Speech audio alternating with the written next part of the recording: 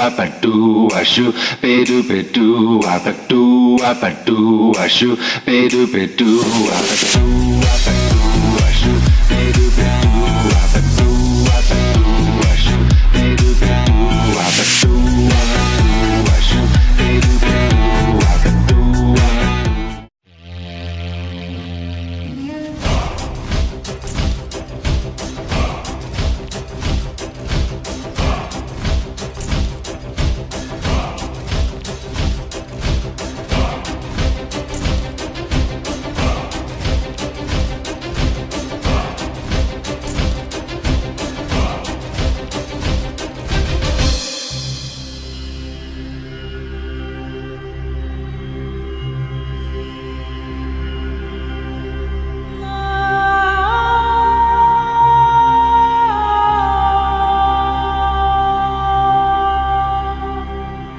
Votre société a une vingtaine de modèles, mais 160 versions de ces modèles. Et grâce à l'informatique, l'automobile, pour qui fut créé le travail à la chaîne, réinvente aujourd'hui le sur-mesure, ou presque. Nous allons parler d'un sujet qui vous concerne, ou en tout cas qui va vous concerner très bientôt dans votre vie quotidienne. Je veux parler de l'informatique au quotidien. Pour le moment, on n'en est qu'à des expériences, car c'est une période de mutation, mais très bientôt, ça deviendra une banalité. L'informatique est appelée à apporter de profondes transformations dans notre organisation économique et sociale. Ce ne doit pas être une révolution qui se subisse, mais une évolution qui se prépare. Bref, il s'agit d'en faire un instrument, un outil, non plus la pierre taillée qui prolonge l'effort du bras, mais le scintillement minuscule des composants qui complètent l'effort de l'esprit. Ces prochaines années vont reposer sur la réalité augmentée, c'est maintenant qu'il faut éduquer les gens. À ce moment-là, on veut voir en quoi ça va impacter nos vies, dans quelle situation on va en avoir besoin. Et il y a plein d'exemples à montrer, les développeurs planchent dessus, même si tout n'est pas concret, il y en a. La réalité virtuelle tourne essentiellement autour du jeu vidéo, mais l'AR c'est bien plus que ça. La relation client, ça va concerner en fait toutes les interactions qui peuvent avoir lieu entre une entreprise et son client. Le client et l'entreprise selon le sens dans lequel on se place. Ça a longtemps été l'apanage des grosses entreprises qui mettaient en place des gros services de relations clients. Et en fait, l'explosion des moyens de communication rend ces interactions accessibles à tous et elles sont de plus en plus attendues par les clients. Donc maintenant, on assiste finalement à un besoin d'outils de gestion de la relation client dans tout type d'entreprise. L'utilisation d'un neuroprocesseur qui va donc permettre de tirer parti de l'intelligence artificielle. Ce NPU, donc ce neuroprocesseur, il est ouvert aux développeurs d'applications, donc ça c'est bien, puisque dans le futur, on aura de plus en plus d'applications qui en profiteront pour optimiser l'exécution de certaines tâches. Donc voilà, ça automatise certaines tâches comme ça nous fait gagner du temps. C'est pas grand chose, mais au quotidien c'est appréciable. Parce que le digital, ça peut être aussi dans les boutiques, c'est pas forcément uniquement en ligne. On a une autre expérience, des autres expériences et des autres relations, souvent plus informelles, qui se créent dans les boutiques. Donc le digital, ça peut être aussi au service d'une expérience physique dans une boutique. Et pas seulement une amélioration de nos applis ou une amélioration de nos sites, ce qu'on fait aussi bien sûr, mais le digital, c'est une chance pour tous les canaux. Il y a des premières études qui commencent à émerger, justement, à sortir, à tomber, et qui montrent que la réalité virtuelle permettrait, lorsqu'elle est bien utilisée bien sûr, de réduire de manière non négligeable, de plusieurs dizaines de pourcents, le stress et la douleur. Et alors évidemment, toutes ces technos, elles existent déjà un petit peu, on l'a dit, simplement là, elles ont été intégrées dans un scénario qui fait rêver et qui sera peut-être demain notre réalité.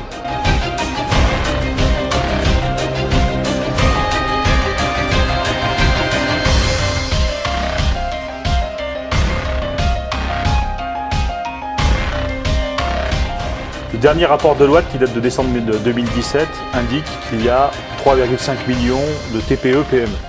Et que sur ces 3,5 millions, seulement 11% d'entre elles sont équipées d'outils numériques. Ça nous laisse un champ extraordinaire et je crois que c'est même une nécessité économique qu'on puisse accompagner, que les entreprises passent ce cap de la digitalisation de leurs process parce que c'est des gains de productivité énormes à aller chercher.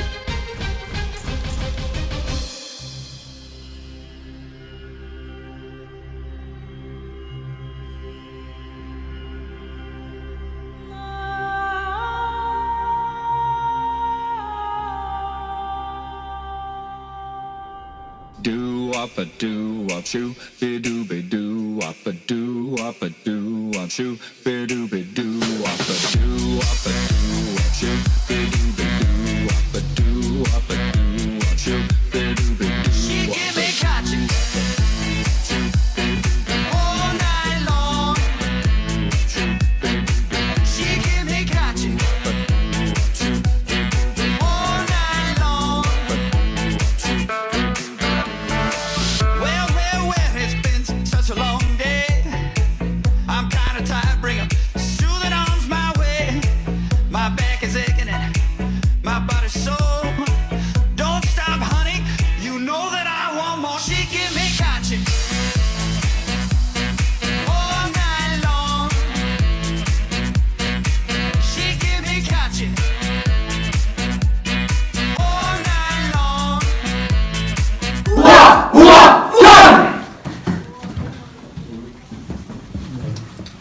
Vous nous dites bien quand vous êtes prêts. Hein.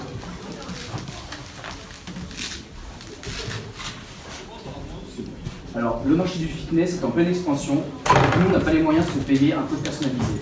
En France, ça représente 5,4 millions d'adhérents, 2,5 milliards de chiffre d'affaires en 2017 et plus de 4000 clubs dans tout le pays. FitGlass, c'est quoi? C'est une glace et une balance connectée qui vont vous permettre d'acquérir le physique de vos rêves. En la glace, vous allez pouvoir choisir un physique, celui que vous voulez acquérir. Et ensuite, grâce aux données de la balance, c'est-à-dire votre IMC, votre masse grasse, votre masse maigre, ainsi que votre poids, ça va vous sortir un programme adapté à votre morphologie et à vos besoins. Ça va aussi vous sortir tout ce qu'il faut pour bien se nourrir. Et ça va vous donner une approximation du temps que ça devrait prendre. On sort aussi une application qui sera connectée et qui sera actualisée en temps réel avec cette balance, que vous pourrez consulter sur votre téléphone et qui va vous permettre de suivre votre évolution. Donc merci pour votre écoute.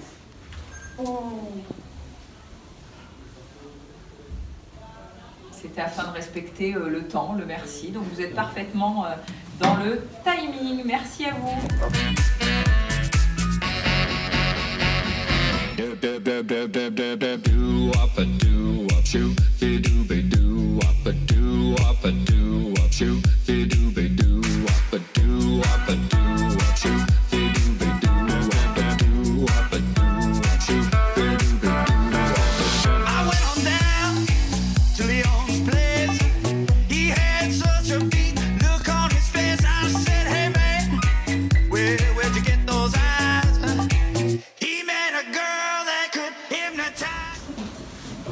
Bonjour, donc nous sommes de jeunes entrepreneurs qui montons notre start-up et en utilisant la digitalisation, nous allons créer un projet innovant, la FitGlass. Donc la FitGlass, c'est quoi? C'est un miroir connecté avec une balance. Ça va se retrouver en salle de sport. Tous deux vont être connectés et par exemple la balance va prendre par exemple votre masse corporelle.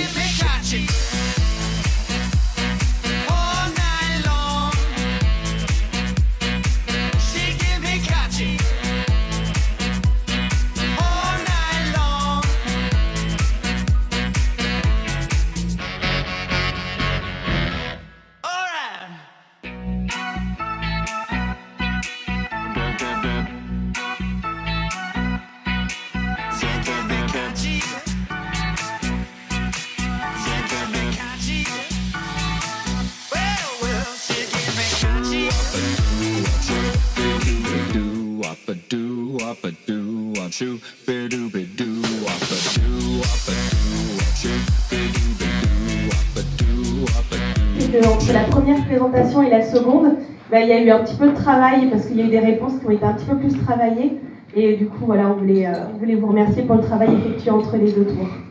Bravo. L'équipe Huracan de Saint-Aline.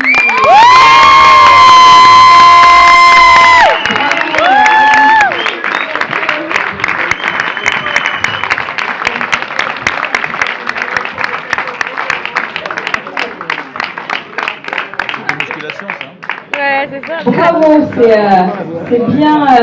bien mérité.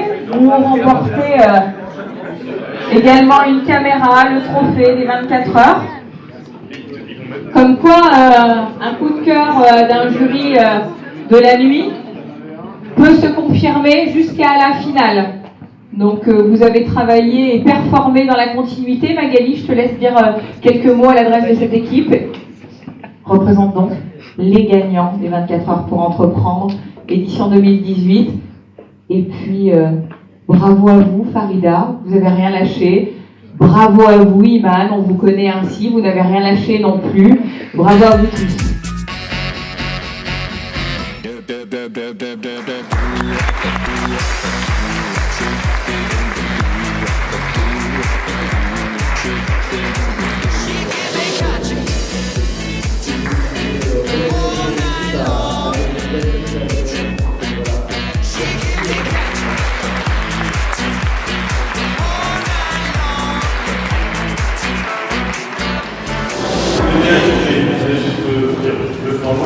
Simplement déjà pour féliciter les jeunes qui ont brillamment représenté l'établissement. L'établissement a besoin de ce type de prouesse pour montrer la qualité de la formation qui est dispensée dans l'établissement. Et c'est une juste récompense pour leur investissement, mais pour le travail énorme au quotidien des enseignants et de l'encadrement. Je veux vraiment les féliciter toutes et tous. Je voudrais que les applaudissent bien fort.